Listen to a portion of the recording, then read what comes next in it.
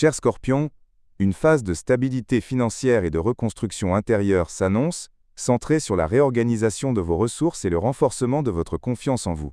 Après le départ du soleil de votre signe, il vient illuminer votre deuxième maison, le domaine des finances, des revenus, des ressources personnelles, de vos valeurs fondamentales et de votre sentiment de sécurité.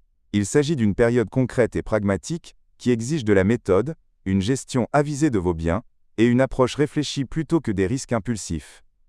Ce n'est pas tant un temps de surprise que celui où vous récoltez les fruits de ce que vous avez semé récemment. Cette énergie se manifeste à travers 3 configurations astrales significatives. Le sextile entre le Soleil et Pluton rétrograde, autour du 23 novembre, vous apporte une clairvoyance financière et stratégique remarquable en début de cycle. Cette harmonie planétaire vous révèle les actions nécessaires. Une opportunité économique émerge, une idée de projet se précise, ou un réajustement de vos dépenses s'impose. Vous pourriez résoudre durablement un problème pécuniaire persistant. Votre perception de la valeur évolue, vous conservez ce qui compte vraiment et éliminez ce qui draine votre énergie. Ce départ vigoureux vous offre une assise plus solide et une confiance accrue.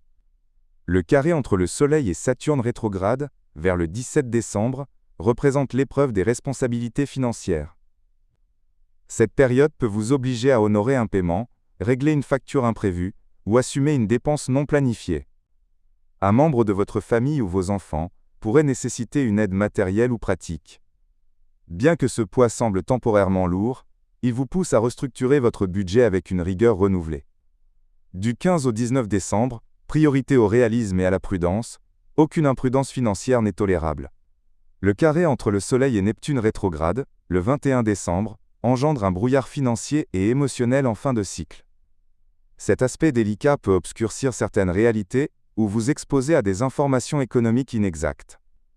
Attention à ne pas surestimer des gains potentiels ou à vous laisser affecter par des critiques passagères. Toute décision pécuniaire durant ces jours exige une vérification minutieuse, sous peine de vous fier à des données incomplètes ou à des influences sentimentales.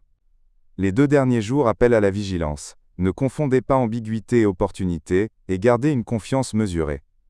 Parmi les défis possibles, une dispersion dans la gestion budgétaire ou des dépenses imprévues, une estime de soi fragilisée par des comparaisons sociales injustes, des engagements financiers insuffisamment planifiés, une sensibilité psychologique accrue en fin de période, et un désir de contrôle ou de possession nourri par des insécurités intérieures.